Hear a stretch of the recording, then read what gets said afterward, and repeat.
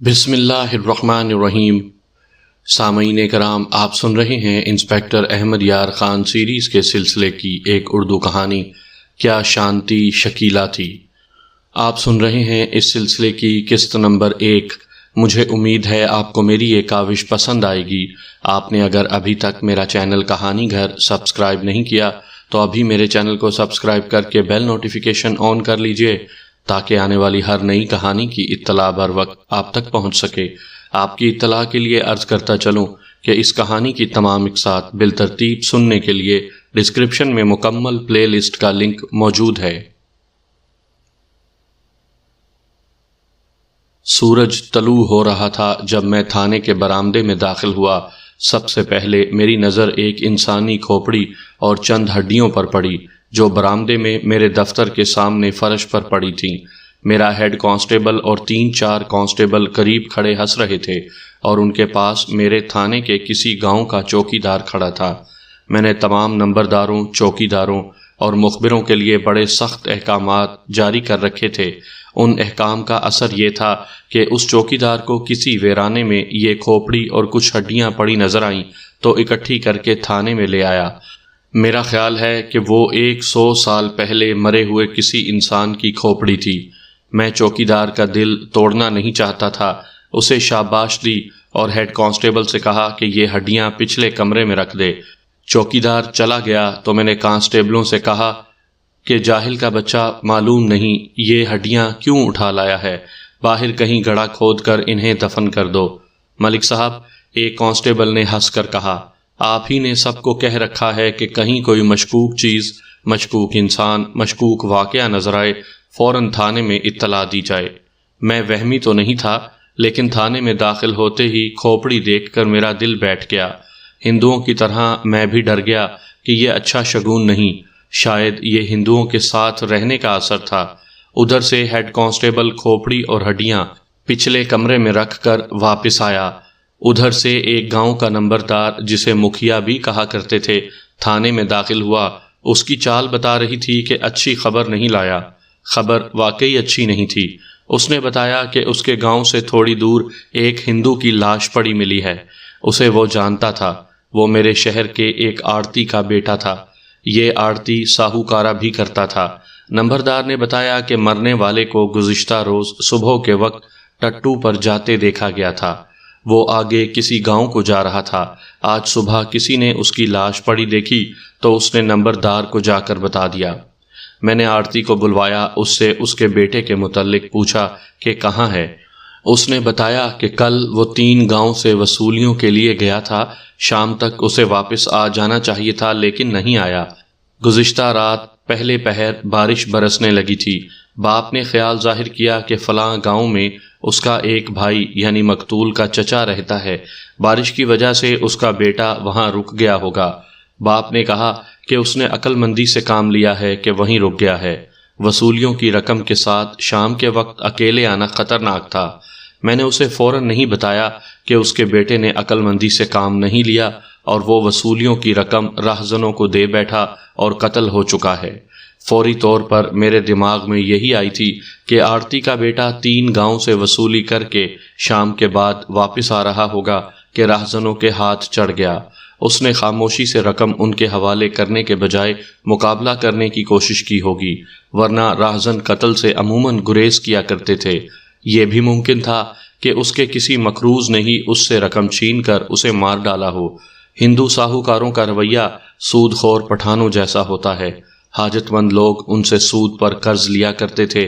سود کا حساب کتاب ایسا ہوتا تھا کہ قرض دار ساری عمر سود ہی ادا کرتے رہتے تھے۔ ساہوکار ہر ماہ وصولی کے لیے انہیں بہت پریشان کرتے تھے۔ آڑتی نے پریشان ہو کر مجھ سے پوچھا کہ میں اس کے بیٹے کے متعلق کیوں پوچھ رہا ہوں۔ میں نے کوئی جواب دیے بغیر اسے نمبردار اور 2 کانسٹیبلوں کے ساتھ موقع واردات کی طرف روانہ کر دیا۔ میں جب وہاں پہنچا تو ساہوکار آڑتی کی دھاڑیں دور دور تک سنائی دے رہی تھیں۔ لوگ جمع ہو چکے تھے جنہیں قریب نہیں آنے دیا گیا تھا۔ لاش پیٹھ کے بل پڑی تھی۔ نمبردار نے اوپر کمبل ڈال دیا تھا۔ کمبل ہٹا کر دیکھا، یہ ایک جوان آدمی کی لاش تھی۔ جسم دبلا تھا۔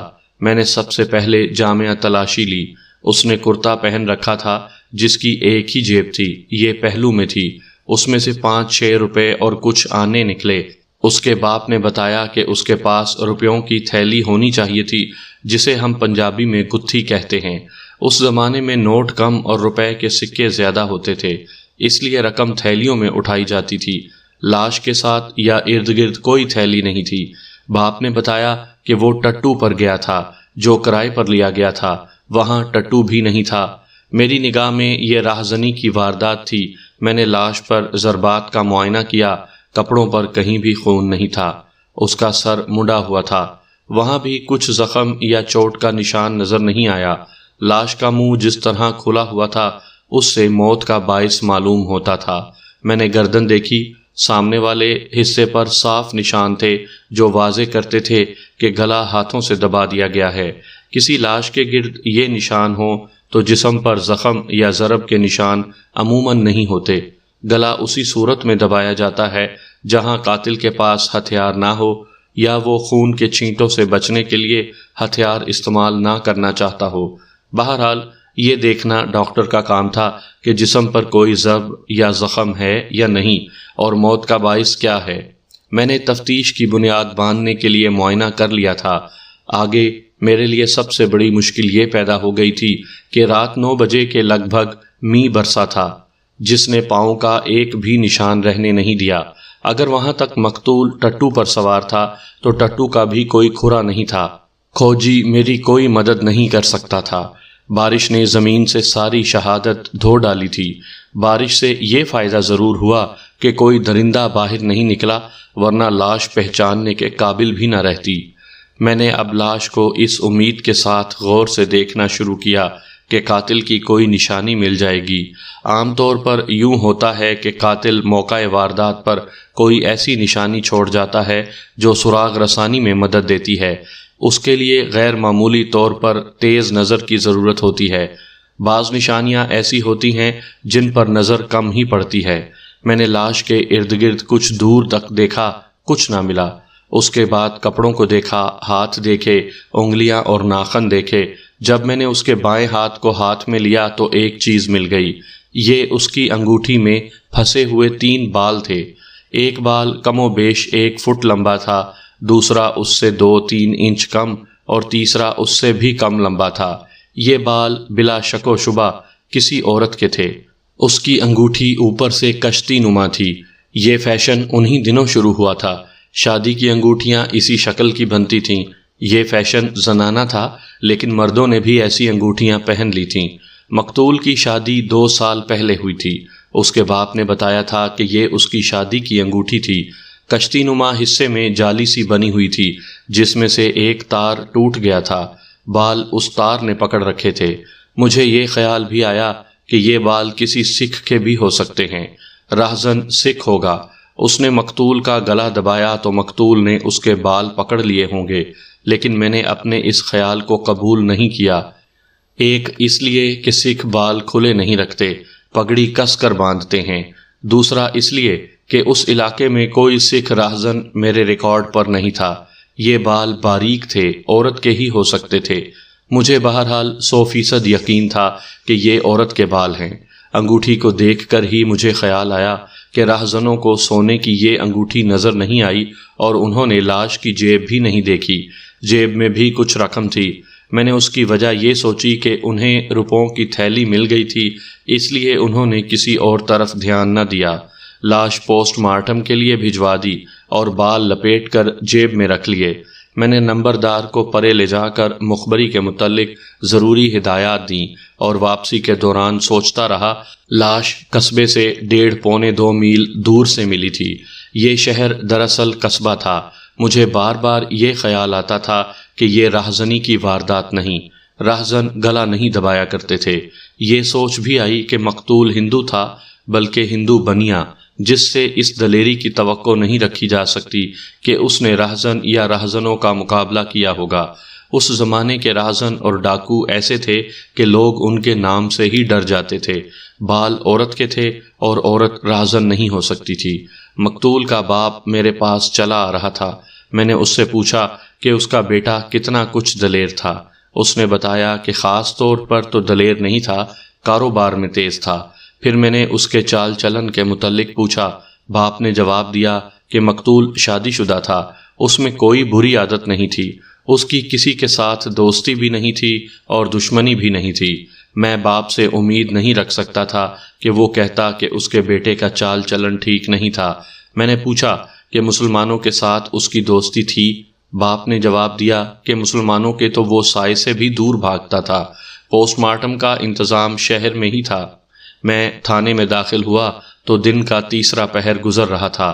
کاغذی کارروائی مکمل کی اور سول ہسپتال چلا گیا۔ پوسٹ مارٹم میں کچھ زیادہ ہی وقت لگ گیا۔ رپورٹ یہ تھی کہ مقتول کو مرے تقریباً 20 گھنٹے گزر چکے تھے۔ اس کا مطلب یہ تھا کہ پوسٹ مارٹم 12 بجے شروع ہوا تو موت کا وقت گزشتہ روز 4 بجے بعد دوپہر تھا۔ ڈاکٹر کہتا تھا کہ موت 2 اور 4 بجے کے درمیان واقع ہوئی ہے۔ معدے میں کھانے کی جو اشیاء گئی تھی وہ اس نے نوٹ کر لی تھیں۔ اس نے رائے دی کہ یہ خوراک دوپہر کی ہو سکتی ہے۔ میں نے ڈاکٹر کو حیران ہو کر دیکھا اور کہا بھی کہ یہ تو نہیں ہو سکتا کہ لاش کل بعد دوپہر کے وہاں پڑی رہی اور کسی نے دیکھی نہیں۔ کوئی انسان نہ بھی دیکھتا تو گدھ فوراً پہنچ جاتے۔ بارش رات 9 بجے شروع ہوئی تھی جو تیز تھی اور بجلی بھی چمکتی اور کڑکتی تھی۔ ایسے موسمی حالات میں کوئی مردار خور درندہ باہر نہیں نکلتا۔ قتل کا وقت رات 8 اور 9 بجے کے درمیان ہونا چاہیے، لیکن ڈاکٹر کو اپنی رائے پر پورا اعتماد تھا۔ اس نے کہا کہ یہ بھی تو ہو سکتا ہے کہ اسے کہیں اور قتل کیا گیا اور لاش اس رات اس وقت باہر پھینک دی گئی جب بارش شروع ہونے والی تھی۔ ڈاکٹر نے موت کا باعث دم گھٹنا لکھا۔ اس میں کوئی شک نہیں تھا کہ اسے گلا دبا کر قتل کیا گیا تھا۔ ڈاکٹر کے ساتھ بحث مباحثے اور تبادلہ خیالات کے بعد میں نے تسلیم کر لیا کہ مقتول کو گزشتہ شام سے پہلے قتل کیا گیا ہے۔ یہ عین ممکن تھا کہ قتل کہیں اور کیا گیا اور لاش یہاں پھینک دی گئی ہو۔ اس سے یہی ظاہر ہوتا تھا کہ یہ واردات راہزنوں کی نہیں بلکہ ان کی ہو سکتی ہے جن کے پاس مقتول وصولیوں کے لیے گیا تھا۔ میں پہلے کہہ چکا ہوں کہ ان ساہوکاروں سے غریب لوگ قرض لیا کرتے تھے جسے وہ بیاہ شادیاں اور مقدمات پر خرچ کیا کرتے تھے۔ ہندو ساہوکاروں کا قرض ایسا جال ہوتا تھا جس میں پھنسا ہوا مقروض ساری عمر نہیں نکل سکتا تھا۔ بعض بد کردار ساہوکار یا ان کے بیٹے اپنے قرض کے جال میں پھنسائے ہوئے لوگوں کو پریشان کر کے ان کی بہن بیٹیوں اور بیویوں سے دست درازیاں بھی کر گزرتے تھے۔ ہندو کسان 1 ماہ کی وصولی کو رکوانے کے لیے یا کسی اور رعایت کی خاطر اپنی عزت ساہوکاروں کے حوالے کر کے آنکھوں پر ہاتھ رکھ لیا کرتے تھے۔ مسلمانوں کے لیے ان کا رویہ ناقابل برداشت ہوتا تھا۔ میرے دماغ میں یہ شک پیدا ہوا کہ مقتول کسی مسلمان کے گھر بدتمیزی کر کے جان سے ہاتھ دھو بیٹھا ہوگا۔ یہ شک پختہ ہونے لگا کہ قرض خور نے ہی اسے پار کر دیا ہے۔ میرے لیے ضروری ہو گیا کہ میں ان لوگوں کو دیکھوں جن کے ہاں مقتول گیا تھا۔ میرے ان شکوک کو وہ 3 بال پکا کر رہے تھے جو مقتول کی انگوٹھی میں پھنسے ہوئے برآمد ہوئے تھے۔ اس سے پہلے میں وہ مختلف تھانوں کی 2 وارداتوں میں بال دیکھ چکا تھا۔ ایک مقتول کی لاش کی مٹھی میں زنانہ بال تھے اور دوسرے مقتول کے کپڑوں سے ایک بال ملا تھا۔ لاش کے ساتھ زنانہ بال کی کھال اتاری جائے تو تفتیش آسان ہو جاتی ہے۔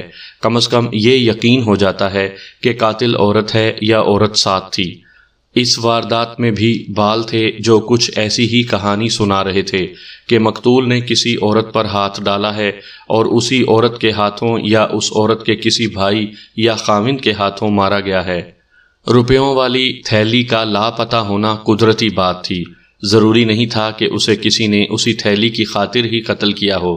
میں شام کے بعد ساہوکار آڑتی کے گھر جانا چاہتا تھا لیکن صبح کے لیے ملتوی کر دیا کیونکہ لاش اس کے حوالے کر دی گئی تھی۔ میں ماتم والے گھر لوگوں کے ہجوم میں تفتیش نہیں کر سکتا تھا۔ میں اگلے روز اس وقت وہاں گیا جب لاش کو جلایا جا چکا تھا۔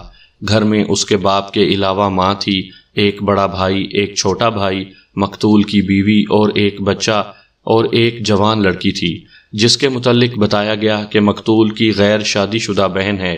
اس لڑکی کی عمر 23 سال بتائی گئی۔ خاصی خوبصورت لڑکی تھی۔ میں نے سب سے باری باری مقتول کے چال چلن اور دوستی اور دشمنی کے متعلق کریت کریت کر پوچھا، لیکن کوئی ایسی بات معلوم نہ ہو سکی جو میری مدد کرتی۔ اس کی بیوی کو الگ بٹھا کر پوچھا، وہ کوری سلیٹ نکلی، اس کے تو ہوش ہی ٹھکانے نہیں تھے، اس کے لیے ساری عمر کی بیوگی رہ گئی تھی۔ ہندو عورت اور دوسرا خاوند کر ہی نہیں سکتی۔ یہ لڑکی 20 سال کی عمر میں بیوہ ہو گئی تھی۔ اس کی بہن سے کچھ پوچھنا بیکار تھا، وہ اس کی باہر کی زندگی کے متعلق کچھ نہیں بتا سکتی تھی، البتہ مقتول کی ازدواجی زندگی کے متعلق وہ کوئی انکشاف کر سکتی تھی۔ میں نے اس لڑکی کو کمرے میں بلایا تو اس کے رویے میں بے رخی اور لاپرواہی سی دیکھی۔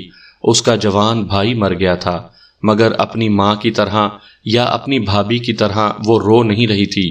میں نے ہمدردی کے اظہار سے بات شروع کی اور آہستہ آہستہ اپنی تفتیش کی طرف آیا۔ بہت سوال و جواب ہوئے۔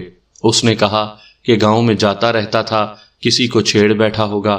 میں نے لڑکی کو اسی فکرے پر جکڑے رکھنے کے لیے بہت سی باتیں پوچھیں اور جراح بھی کی، لیکن لڑکی نے میری طرح شک کا اظہار کیا تھا۔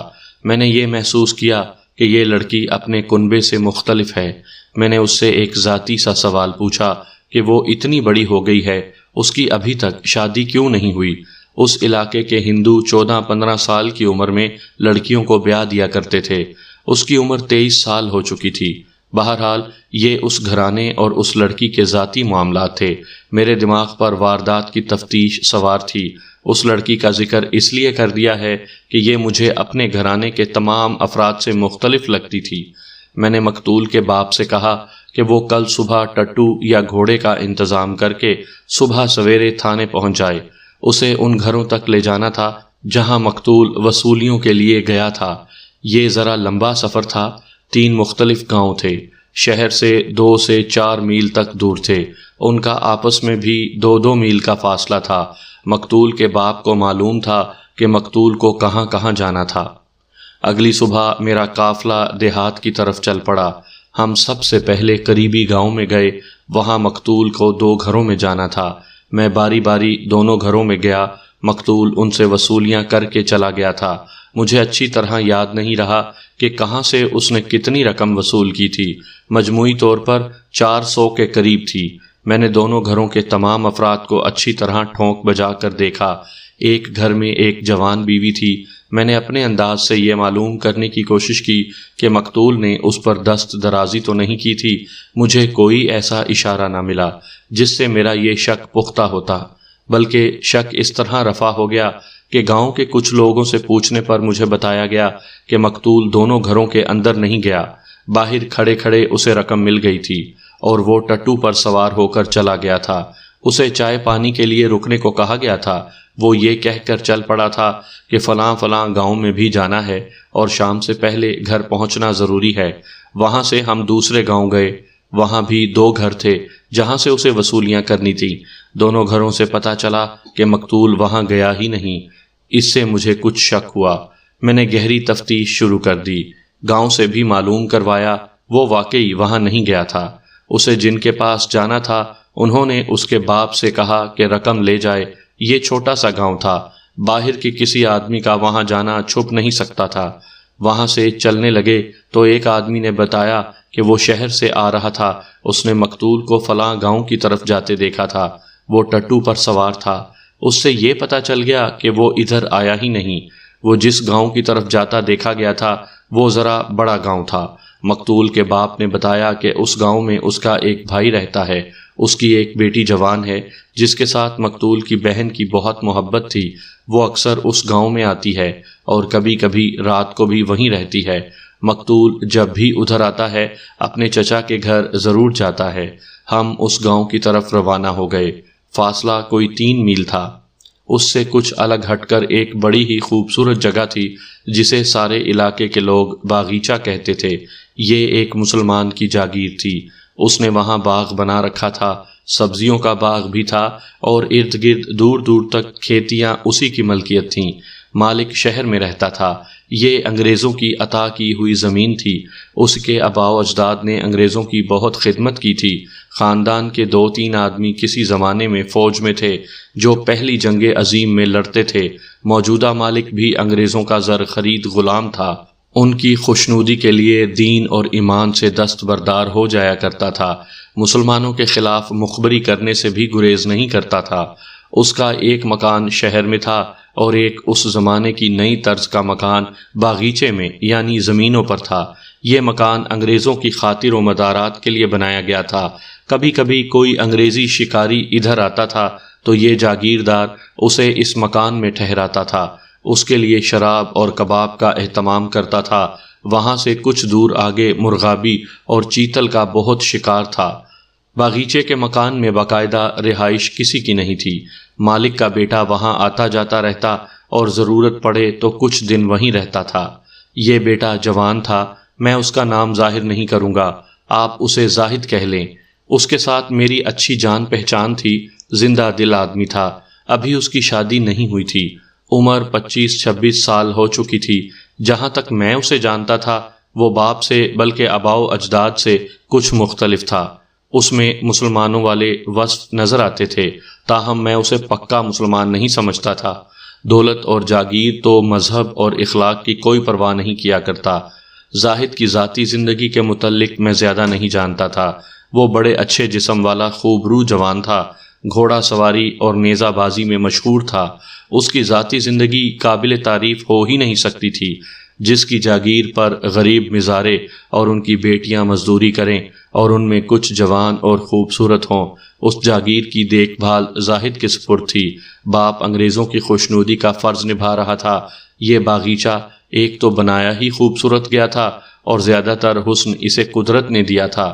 درختوں کی بہتات تھی۔ اس سے 200-300 گز دور زمین نیچے چلی گئی تھی۔ وہاں بڑے پرانے اور اونچے درخت تھے۔ ان کے قریب سے ایک ندی بہتی تھی۔ بارشیں نہ ہوں تو ندی کا پانی صاف ستھرا ہوتا تھا۔ ایک جگہ سے ندی کا کنارہ کٹا ہوا تھا، یہاں سے پانی نے باہر آ کر خاصی لمبی چوڑی جھیل بنا رکھی تھی۔ اس جھیل کو درختوں نے نیم دائرے میں روک رکھا تھا۔ ساتھ چٹان سی تھی۔ جھیل کے قریب 3-3.5 ایکڑ زمین ہموار تھی، وہاں گھاس تھی اور درخت بھی۔ یہ بڑی اچھی سیرگاہ تھی۔ میں تیسرے گاؤں کو جا رہا تھا۔ وہ گاؤں اس باغیچے سے پورا 1 میل بھی دور نہیں تھا۔ اتنی اچھی سیرگاہ کو دیکھے بغیر آگے جانے کو جی نہیں چاہا۔ دماغ تھک گیا تھا، مجھے توقع نہیں تھی کہ وہاں کوئی ہوگا۔ میں اس ارادے سے ادھر چلا گیا کہ ذرا گھوم پھر کر آگے جاؤں گا۔ میں ادھر کو ہو لیا۔ باغیچے کے قریب پہنچا تو زاہد کو دیکھا جو تیز تیز قدم اٹھاتا میری ہی طرف آ رہا تھا۔ مجھے اپنے ساتھ لے گیا۔ میری پارٹی کے لوگ ساتھ تھے۔ زاہد نے میری خاطر تواضع کا اہتمام کیا۔ سنا ہے شیام ساہوکار کا بیٹا قتل ہو گیا ہے، اس نے کہا۔ آپ شاید اسی کے سلسلے میں پھر رہے ہیں۔ میرا جواب سنے بغیر اس نے کہا، اس کا قتل کوئی راہزن ہوگا یا بدبخت نے کسی کی عورت پر ہاتھ ڈالا ہوگا۔ یہ لوگ کسانوں کو بیاج پر قرضہ دے کر ان کی عزت بھی بیاج میں وصول کر لیتے ہیں۔ کیا وہ اس کماش کا آدمی تھا؟ میں نے پوچھا۔ میں تو کافر کی اولاد کو اچھی طرح جانتا بھی نہیں تھا، اس نے جواب دیا۔ میں اسے اتنا ہی جانتا تھا کہ گورے رنگ کا مریل سا جوان تھا۔ لعنت بھیجو ملک صاحب، کافر جتنے بھی مر جائیں اچھا ہے۔ لکھ دو اس کے پاس رقم تھی، کوئی ڈاکو اسے قتل کر کے رقم لے گیا ہے، سب آپ کے ہاتھ میں ہے۔ گول کرو کیس کو، خواہ مخواہ آپ مارے مارے پھر رہے ہیں۔ مجھے اس جوان سال مسلمان کی باتیں بڑی اچھی لگ رہی تھیں۔ ایک تو اس کے لب و لہجے میں چاشنی اور اثر تھا، دوسرے اس کے جسم اور چہرے مہرے کا بھی اثر تھا۔ میں نے اسے دل سے پسند کیا۔ ہم ہنسی مذاق بھی کرتے رہے۔ میں نے اسے بتایا کہ کیس گول کرنا میرے لیے ممکن نہیں، لیکن تفتیش بھی آسان نظر نہیں آتی۔ میں نے اسے واردات کا ہر ایک پہلو بتایا اور کہا کہ اپنے مزاروں اور نوکروں سے پوچھے کہ مقتول کو کسی نے کسی طرف ٹٹو پر سوار جاتے دیکھا ہوگا۔ زاہد نے کہا کہ اس کے مزارے وغیرہ مقتول کو پہچانتے ہی نہیں ہوں گے۔ اس کے بعد اس نے ادھر ادھر کی گپ شپ شروع کر دی جو میرے لیے دلچسپ تھی۔ دماغی تھکن دور ہو گئی اور میں تیسرے گاؤں کو چل پڑا۔ وہ تھوڑی دور تک میرے ساتھ آیا اور اس نے ایک بار پھر کہا کہ میں ان سود خوروں کے بیٹے کے قتل میں زیادہ دلچسپی نہ لوں۔ اس کے یہ الفاظ مجھے آج بھی یاد ہیں۔ اس نے کہا، ان ساہوکاروں نے ان غریبوں کو جتنا لوٹا ہے اس کے مقابلے میں ایک ساہوکار کی موت کوئی معنی نہیں رکھتی۔ اس کی جو تھیلی گم ہوئی ہے اس میں ہزاروں نہیں 300-400 روپے ہوں گے۔ وہ تو خود لٹیرا تھا، اسے کسی نے لوٹ بھی لیا تو کیا قیامت آ گئی ہے۔ مجھے زاہد کی باتیں اچھی لگ رہی تھیں۔ یہ خیال مجھے بھی آیا تھا کہ ان لٹیروں کے ایک بیٹے کی موت افسوسناک واقعہ نہیں، مگر میں ڈیوٹی کا پابند تھا، مجھے قاتل کا سراغ لگانا تھا۔ میں تیسرے گاؤں میں چلا گیا۔ ہمارا استقبال مقتول کے چچا نے کیا۔ میں نے اسے شہر میں مقتول کے گھر بھی دیکھا تھا۔ اس گاؤں سے مقتول کو صرف ایک گھر سے وصولی کرنی تھی۔ مقتول کے چچا نے بتایا کہ وہاں سے اس نے وصولی کر لی تھی اور میرے گھر چلا گیا تھا۔ میں نے اس گھر جا کر تمام افراد کو دیکھا جہاں سے مقتول نے وصولی کی تھی۔ وہاں ایک جوان لڑکی تھی۔ میں نے اس گھر کے تمام افراد سے پوچھا کہ مقتول نے ان کے ہاں کوئی بدتمیزی کی تھی۔ میں نے لڑکی سے بھی پوچھا، کسی نے بھی کوئی شکایت نہ کی۔ میں نے مقتول کے چچا سے کہا کہ شاید اسے معلوم ہو کہ مقتول نے کبھی کسی لڑکی پر دست درازی کی ہو۔ اس نے مقتول کی تعریفیں شروع کر دیں۔ میں نے اسے کہا کہ اگر وہ مقتول کے گناہوں پر پردہ ڈالے گا تو قاتل کا سراغ نہیں ملے گا۔ بہت ساری جراح کے باوجود مجھے مقتول کے خلاف کوئی شکایت نہ ملی۔ ادھر ادھر سے پوچھا تو بھی بات وہی رہی۔ میں دراصل اس عورت کا سراغ لگانے کی کوشش کر رہا تھا جس کے 3 بال مقتول کی انگوٹھی میں پھنسے ہوئے تھے۔ مقتول کے چچا نے بتایا کہ مقتول نے دوپہر کا کھانا اس کے گھر کھایا تھا۔ اسے ایک اور گاؤں میں بھی جانا تھا، اس لیے جلدی روانہ ہو گیا تھا۔ میں نے پوچھا کہ مقتول نے کوئی ایسا ذکر کیا تھا کہ کسی کے ساتھ وصولی کے سلسلے میں اس کا جھگڑا ہو گیا ہو۔ اس نے بتایا کہ ایسا کوئی ذکر نہیں ہوا تھا۔ چچا نے باتوں باتوں میں افسوس کا اظہار کیا کہ مقتول کی بہن بھی یہاں آئی ہوئی تھی۔ مقتول جب آیا تو اس کی بہن جھیل پر گئی ہوئی تھی۔ بیچارہ مرنے سے پہلے اپنی بہن کو بھی نہ دیکھ سکا۔ یہ وہی بہن تھی جسے میں نے مقتول کے گھر دیکھا تھا۔ معلوم ہوا کہ بھائی کے قتل سے 1 روز پہلے گاؤں اپنے چچا کے گھر گئی تھی۔ اس کے باپ نے مقتول سے کہا تھا کہ وصولیاں کر کے اپنی بہن کو ساتھ لیتے آنا۔ مقتول کو ابھی ایک اور گاؤں میں جانا تھا۔ بہن باہر گئی ہوئی تھی۔ مقتول نے چچا سے کہا تھا کہ وہ زیادہ دیر رک نہیں سکتا۔ مقتول جس گاؤں جا رہا تھا وہاں سے ہم تفتیش کر آئے تھے، وہ وہاں تک نہیں پہنچا تھا۔ اس سے ظاہر ہوتا تھا کہ اسے راستے میں ہی کسی نے دھر لیا ہے۔ اس گاؤں تک ایک تو راستہ یہ تھا جس سے ہم آئے تھے، ایک راستہ اور بھی تھا، یہ جنگل اور چٹانوں میں سے ہو کر جاتا تھا۔ ادھر بھی ندی پر لکڑی کا پل تھا۔ میرے دماغ میں آئی کہ وہ اس راستے سے گیا ہوگا۔ وہ علاقہ ویران تھا اور ڈھکا چھپا بھی تھا۔ اسے کوئی دیہاتن نظر آ گئی ہوگی جس پر ہاتھ ڈال کر وہ اسی کے ہاتھوں یا اس کے ساتھ کے کسی مرد کے ہاتھوں قتل ہو گیا۔ اگر ایسا ہی ہوا ہے تو انہوں نے لاش اتنی دور کیوں جا پھینکی، ندی میں کیوں نہ بہا دی؟ ڈاکٹر کی اس رائے کی تصدیق ہو گئی کہ مقتول کو شام سے بہت پہلے قتل کیا گیا ہے۔ اس نے وقت 2 اور 4 کے درمیان بتایا تھا۔ 2 بجے وقت صحیح معلوم ہوتا تھا۔ اس کا مطلب یہ تھا کہ مجھے یہ تمام علاقہ کھوجنا تھا اور یہاں بہت سے مخبر پھیلانے تھے۔ میں گاؤں میں ایک کھلی جگہ بیٹھا تھا، بہت سے لوگ جمع ہو گئے تھے۔ سب کو پتہ چل چکا تھا کہ شیام ساہوکار کا بیٹا قتل ہو گیا ہے۔ اس مجمع میں سے ایک آدمی نے مجھے بتایا کہ اس نے مقتول کو باغیچے کے نیچے جھیل کے کنارے دیکھا تھا۔ میں نے اس آدمی کو اپنے پاس بٹھا لیا اور پوچھ گچھ کی۔ اس نے بتایا کہ وہ ٹٹو پر سوار تھا۔ جھیل سے ذرا پرے لڑکیوں نے ایک درخت کے ساتھ جھولا ڈال رکھا تھا جسے ہم پنجابی میں پینگ کہتے ہیں۔ مقتول نے ٹٹو روک لیا تھا اور لڑکیوں کو دیکھ رہا تھا۔ یہ آدمی ادھر سے گزر رہا تھا، وہاں رکا نہیں۔ اس نے یہ نہیں دیکھا کہ مقتول وہاں سے کس وقت چلا اور کس طرف گیا۔ میرے کئی ایک سوال پوچھنے پر معلوم ہوا کہ اس گاؤں کی لڑکیاں کبھی کبھی رسے لے کر اس خوبصورت جگہ چلی جاتی ہیں جس کے قریب ندی بہتی ہے، اور اوپر چلے جاؤ تو زاہد کا باغیچہ ہے، وہاں وہ پینگ باندھ کر جھولا کرتی تھیں۔ مقتول کی بہن اس گاؤں میں اپنے چچا کے گھر آئی تو چچا کی بیٹی اور گاؤں کی 7-8 ہندو لڑکیوں کے ساتھ وہ اس جگہ چلی گئی تھی۔ مقتول کے چچا نے کہا تھا کہ مقتول جب اس کے گھر آیا تو اس کی بہن سہیلیوں کے ساتھ باغیچے کے نیچے چلی گئی تھی۔ مجھے جب اس آدمی نے بتایا کہ اس نے مقتول کو اس جگہ کے قریب کھڑے دیکھا تھا تو مجھے خیال آیا کہ مقتول نے اپنی بہن کو وہاں دیکھا ہوگا اور اسے ضرور ملا ہوگا۔ مجھے یہ بھی یاد تھا کہ میں نے مقتول کے گھر اس لڑکی کے ساتھ باتیں کی تھیں تو اس نے یہ نہیں بتایا تھا کہ اسے بھائی ملا تھا۔ اگر وہ اسے ملا ہوتا تو وہ ذکر ضرور کرتی۔ اس لڑکی کا نام شانتی تھا۔ اس کے متعلق آپ کو میں پہلے بتا چکا ہوں کہ میں نے گھر میں اس کے انداز میں بے رخی اور لاپرواہی دیکھی تھی۔ میں نے یہ بھی محسوس کیا تھا جیسے اسے بھائی کے مرنے کا اتنا غم نہ تھا جتنا ایک بہن کو ہونا چاہیے۔ یہ بھی اس کی لاپرواہی یا بے تعلقی کا ثبوت تھا کہ اس نے بھائی کو دیکھا اور پوچھ گچھ کے دوران مجھے نہ بتایا کہ اس نے آخری بار بھائی کو شہر سے دور فلاں جگہ دیکھا تھا۔ بہرحال میں نے اسے اہمیت نہ دی کہ شانتی نے مجھے کیوں نہ بتایا۔ ہو سکتا ہے یہ غم کی شدت ہو جسے میں بے رخی اور لاپرواہی سمجھ رہا تھا۔ مجھے تفتیش کی ایک اور سیڑھی مل گئی۔